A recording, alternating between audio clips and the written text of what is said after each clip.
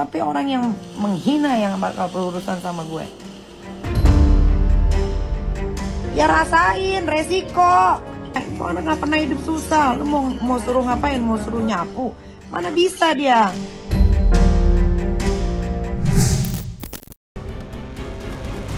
Hubungan tak harmonis antara Nikita Mirzani dengan putri sulungnya, Laura Meizani atau kerap yang disapa Loli, sampai kini masih ramai menjadi perbincangan banyak orang. Terbaru, Nikita Mirzani memberi sindiran menohok pada putrinya yang kini tinggal di luar negeri bersama ibu angkatnya, Mama Eda. Sindiran menohok yang dilontarkan aktris yang kerap disapa Nikmir itu lantaran mengetahui jika Loli harus menjalani kehidupan yang tidak biasa, alias hidup dalam keterbatasan selama tinggal di kediaman ibu angkatnya, Mama Eda. Misalnya saja, saat Loli kena tegur Mama Eda ketika Loli tidak mematikan lampu saat live di akun media sosialnya. Dan seperti inilah sindiran pedas Nikita Mirzani untuk sang putri.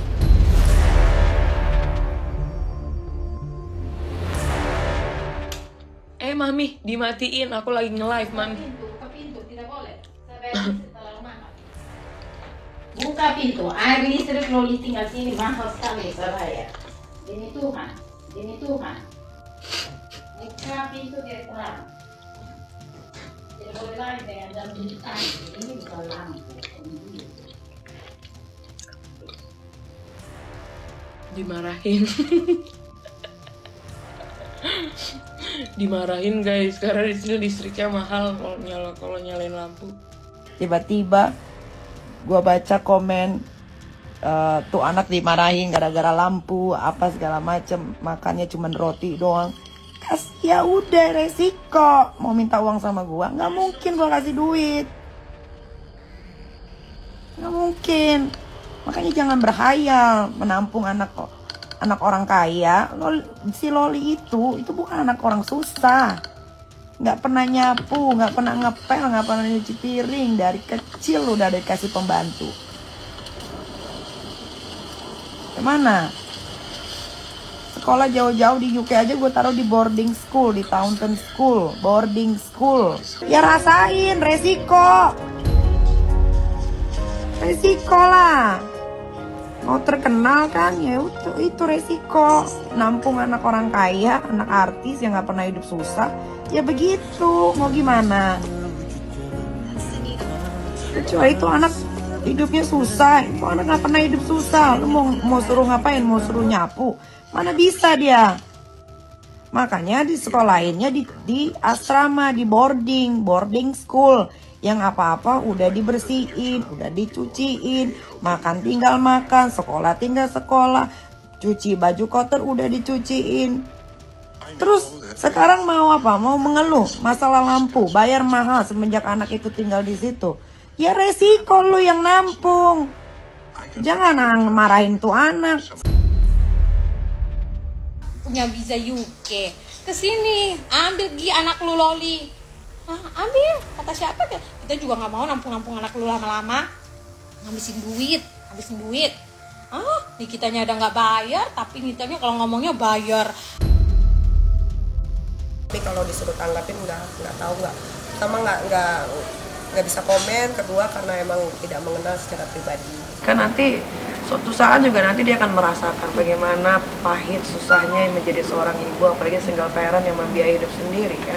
Ya biarin aja, dia mau bebas ya silahkan. Bentuk rasa kecewanya.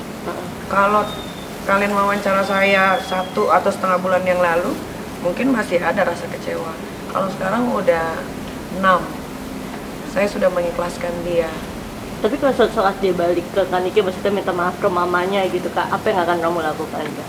Iya, sebagai orang tua ya terima lah. Tapi kalau buat gimana-gimana sekarang ya nggak ada. Kita satu keluarga sudah mengikhlaskan. Jadi apapun yang dia lakukan, bagaimanapun di sana ya terserah aja. Tapi tolong jangan dibawa-bawa lagi nama saya gitu. Jadilah diri dia sendiri. Karena kan dia dengan keluarga itu kan, kalau keluarga itu pergi ke perkumpulan kayak perkumpulan Batak dan lain-lain itu ya, kan yang dibawa kan ini anak ini Nikita Mirzani gitu. Jadi jangan lagi bawa-bawa nama saya, udah jadi aja diri sendiri. Meski mengaku sudah tidak peduli dengan kehidupan putrinya Loli yang sepertinya hidup dalam keadaan menyedihkan di London bersama ibu angkatnya, Nikita Mirzani mengaku jika dirinya tidak akan membiarkan siapapun yang berani membentak, menghina, atau menegur Loli dengan keras. Tidak main-main, Nikita Mirzani bahkan mengaku akan mempidana jika ada yang berani membentak anaknya.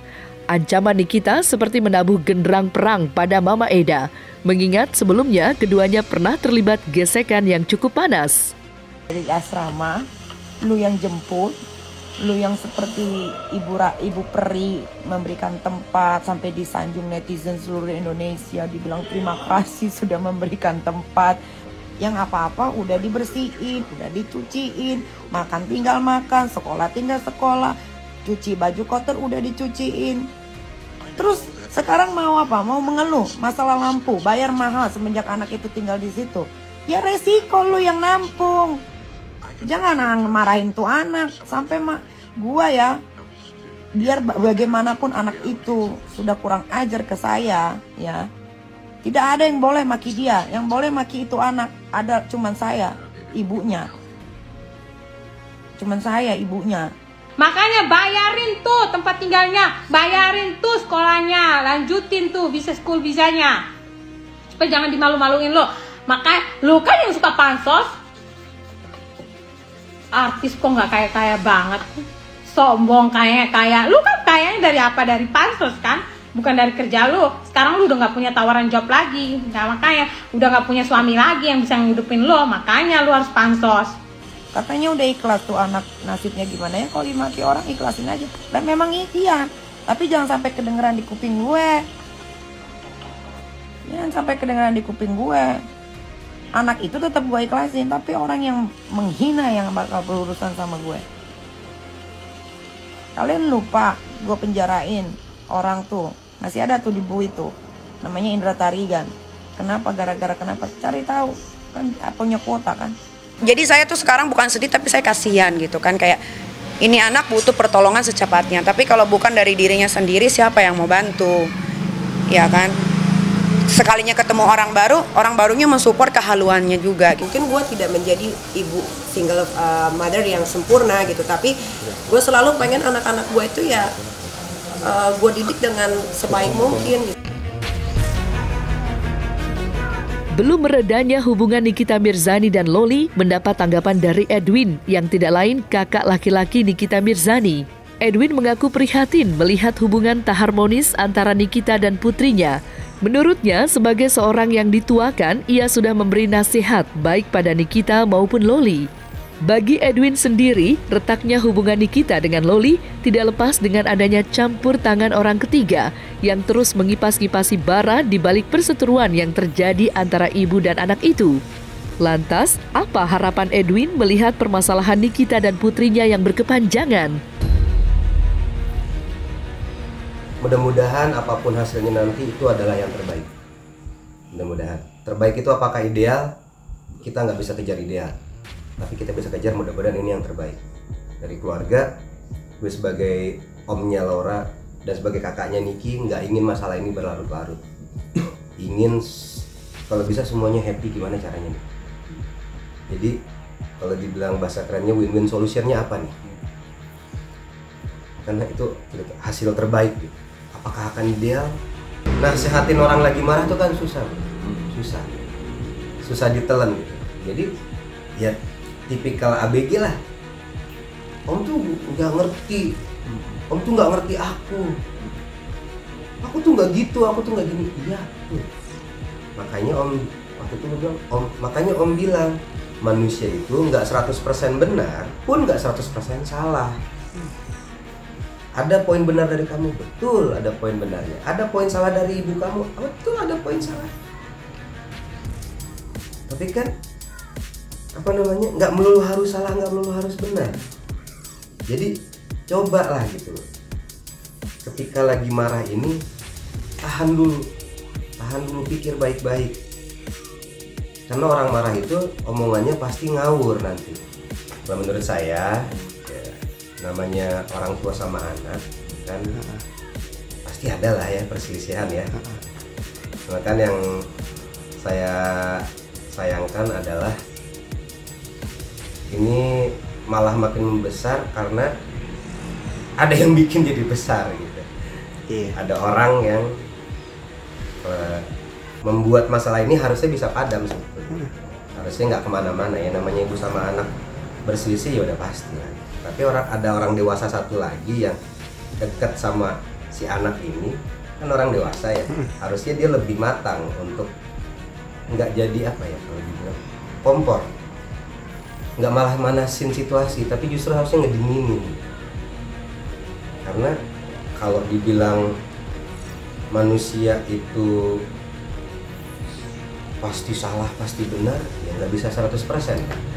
Manusia kan namanya manusia, ada salahnya, ada benarnya, tapi kan nggak melulu dia 100% salah, nggak melulu juga 100% benar, gitu kan. Harusnya malah orang ini, ya udah, ini ada gini, udah jangan ginilah.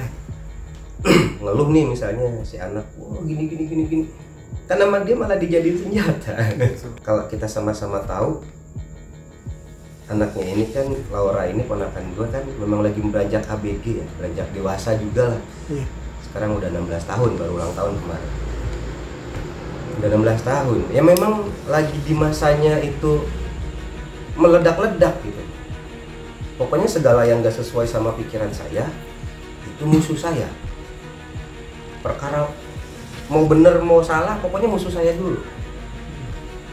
Kan statement paling yang saya sayangkan kan, saya tidak pernah bahagia sepanjang hidup saya. Wah, ini ponakan gue sambil nangis-nangis, gue aja sedih dengerinnya. Mau mihak kemana? Nggak ada, gue nggak mau mihak kemana-mana. Gue cuma pengen ada di tengah. Ya kan tadi kalau ini keras batu, anaknya juga keras batu, diadu kan pecah. Siapa yang jadi akhirnya nih? Yang bisa lihat titik ini, titik itu. Kan kadang kita sebagai manusia juga nggak bisa menilai diri kita sendiri kadang-kadang. Mesti butuh orang lain yang melihat gambaran besarnya. Kalau menurut gua, anak gua yang ini, yang perempuan ini, dia tuh berontak sama dirinya karena dia dapat perlakuan yang berbeda dengan adiknya. Kenapa gua membedakan Loli dengan adik-adiknya? Pertama, adiknya laki-laki, Loli adalah perempuan. Anak gua yang pertama ini memang pengennya tuh bebas seperti anak-anak pada umumnya, gitu kan. Maksudnya anak-anak pada umumnya tuh kayak dia lihat temen-temennya kalau pergi kemana nggak harus diantar sama pembantu atau suster gitu kan. Nah, karena gue punya anak satu sematawayang perempuan dan sudah mens alias haid, itu kan berarti dia sudah bisa mengandung seorang anak, dia bisa mengandung janin di dalam perutnya. Nah, punya anak perempuan dengan punya anak laki-laki itu kekhawatirannya tuh beda banget, ya kan. Retaknya hubungan Nikita dengan Loli seperti diketahui mendapat perhatian dari masyarakat luas dan berbagai kalangan. Tidak terkecuali psikolog Rosmini dan Novita Tandri yang sangat menyayangkan adanya konflik tajam yang terjadi antara Nikita dan putrinya. Dan seperti inilah tanggapan kedua psikolog tersebut dalam memandang permasalahan Nikita dan putri sulungnya Loli yang bisa berakibat fatal, terutama perkembangan mental sang anak yang masih di bawah umur. Ada satu agreement di depan di mana apa yang boleh dan tidak boleh. Yang boleh itu misalnya pakai listrik sampai berapa lama, yang tidak boleh apa. Tapi kadang-kadang terjadi bahwa itu tidak dibuat di depan, sehingga pada waktu berjalannya waktu baru timbul masalah-masalah terhadap kejadian kebiasaan-kebiasaan dari orang yang menyewa rumah. Nah, kalau itu sudah ada di depan, sebetulnya tidak akan terjadi di mana yang satu dimarahi, karena semua udah tahu aturan-aturannya. Kalau menurut saya, orang tua itu harus selalu bertanggung jawab pada anaknya. Ya, nggak ada orang tua yang bilang, saya time out ya, saya lepas dulu ya, tanggung jawab saya sementara, nggak bisa. Itu tetap tanggung jawab orang tua.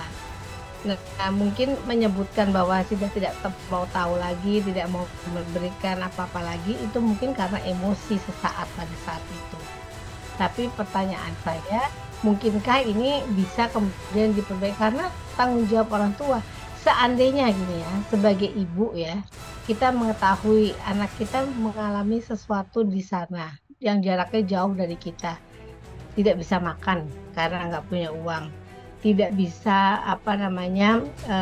dalam tanda kutip kesehatan diri dan jiwanya itu bisa berpengaruh karena tidak makan, tidak bisa melakukan apa-apa, apakah betul akan lepas tangan? Dampaknya ini yang harus kita jaga supaya tidak berdampak terlalu jauh dan berdampak terhadap kesehatan mental anaknya. Kalau bicara Mbak Nikmir yang harus benar-benar memberikan cinta itu, memperlihatkan cinta itu, sehingga anak bisa merasakan, sehingga Ananda Loli bisa benar-benar merasakan bahwa cinta tanpa syarat, cinta dengan kondisi apapun tetap ada dari Mbak Nikmir kepada Ananda Loli. Kalau ini terus-menerus ada, tidak putus-putusnya, anak tahu bahwa dia dicintai dan dia mencintai orang tuanya, apapun yang dikatakan orang lain harusnya tidak akan berdampak apapun terhadap ibu maupun anaknya. Tetapi kalau omongan orang lain ini tidak didapatkan dari ibunya, dari hal ini adalah ibu kandungnya sendiri, tentunya saya pikir lama-kelamaan dia juga akan bisa memikirkan, benar nggak sih bahwa kehadiran saya ini tidak diinginkan, atau dengan kalimat atau kata yang begitu pedas ya diungkapkan oleh seseorang tersebut. Begitu jauh dari orang tua, hidup dengan orang lain tentunya menjadi tantangan tersendiri. Nah, bicara sekarang orang tua kandung dan orang tua mungkin yang mengasuh selama di sana harus punya kerjasama, punya hubungan yang baik sehingga menjadi tim kan untuk mendidik anak-anak yang dititipkan di sana. Paling ini bicara luar negeri, jauh sekali jaraknya. Jadi kalau tidak sebagai tim, tidak bekerja sama, saling mendukung dan menyokong, ya tentunya anak yang berada di tengah ini akan kesulitan dan kebingungan. Dan kalau pada saat kebingungan akan kelihatan seperti anak yang memberontak karena ketidakhadiran orang tuanya dan orang tua yang di sana. Jadi kalau buat saya sarannya adalah kedua orang tua ini, baik yang kandung biologis maupun yang di sana yang ada di luar negeri, untuk kompak lah. Tentunya selain tadi bingung, kedua malu. Nah, ini beban yang harus ditanggung seorang anak yang masih remaja di bawah umur. Tentunya sulit sekali, nggak mudah gitu. Jangan lupa, kita tidak hidup di generasi X, generasi Y gitu ya. Kita hidup di generasi milenial, generasi AI, artificial intelligence, social media, berita sepersekian detik itu diterima. Jadi memang benar-benar harus menjaga sikap, tutur kata gitu, untuk menjaga betul-betul demi anak. Panasnya hubungan Nikita dengan Loli juga mendapat sorotan tajam Ustadz Fatullah. Sebagai pendakwah, Ustadz Fatullah turut prihatin dengan sikap Loli yang menurutnya bersikap berani terhadap ibu yang sudah melahirkan dan membesarkannya dengan cinta yang tidak bersyarat. Lantas, apa pandangan Ustadz Fatullah terhadap anak yang berani kepada ibu kandungnya? Setiap situasi, kondisi, ataupun yang kita sebut kondisi anak, situasi anak jauh dari orang tua, maka kewajiban seorang tua di sini terus mengontrol. Ada komunikasi yang baik, bagaimana jangan sampai sesuatu yang memang perbedaan pendapat ini yang menyebabkan anak ini benci kepada orang tua karena berselisih paham, yang memang anak inginnya ke sana, orang tua ingin ke sini. Nah, ketika jauh maka hati-hati. Anak ini adalah salah satu bisa menyeret kita ke dalam neraka, bahkan bisa masuk kita dalam surganya Allah Subhanahu wa Ta'ala. Meskipun jauh, tanyakan bagaimana kabarnya. Tanyakan terus komunikasi, jangan sampai putus hubungan silaturahim. Bagaimana? Dan ini didikan terbaik adalah agama. Maka kita harus banyak mengalah kepada seorang ibu, meskipun kita tidak sepaham, tidak sesuai apa yang kita inginkan di orang tua kita. Nah, ketika ini terjadi, maka jadilah anak yang baik, anak yang patuh, sopan santun. Jangan sampai anak kita ini sebagai anak durhaka yang dilaknat oleh Allah Subhanahu wa Ta'ala, yang diharamkan surga dimasuki oleh anak yang memang durhaka. Kenapa? Bahwa di surat Al-Luqman Allah mengatakan birrul walidain, berbuat baik kepada orang tua. Hukumnya bukan sunnah, tapi wajib. Meskipun orang tua itu salah, tetap benarkan. Karena bagaimanapun dialah yang telah melahirkan, daripada anak tersebut dengan kandungan yang lelah, letih, payah. Tapi kata Rasul, hormati, sayangi orang tuamu. Hormati, sayangi, cintai, itu wajib. Perhatian anak kepada kedua orang tuanya. Meskipun orang tuanya hampir lagi seorang ibu yang melahirkan, memberikan ASI, kasih sayang dengan sesuatu yang memang rasa cinta dengan keikhlasan, lalu dibalas dengan sesuatu yang memang ada pro dan kontra. Kalau ini terjadi kepada diri kita, bagi siapapun seorang anak, ini bisa jadi anak yang dilaknat oleh Allah dan anak yang durhaka di hadapan Allah. Ukukil wali-walidain, berbuat hukumnya dosa besar kepada seorang anak yang membantah kepada orang tuanya. Ya, di Al-Quran secara gamblang Allah Subhanahu wa Ta'ala menyatakan dalam firman-Nya, anak tidak jauh dari yang namanya pohon dan buahnya nggak jauh dari pohon. Artinya ya mau nggak mau harus ikuti. Makanya kita sebagai orang tua, ketika sesuatu yang kurang baik, hati-hati dalam berbincang, bercakap-cakap. Perilaku orang tua itu pasti lari ke anaknya. Itu disebut tabiat.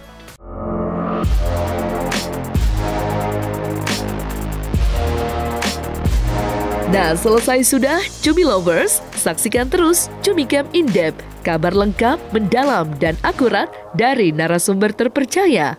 Dan jangan lupa untuk like, subscribe, dan juga share channel YouTube Cumi Cumi.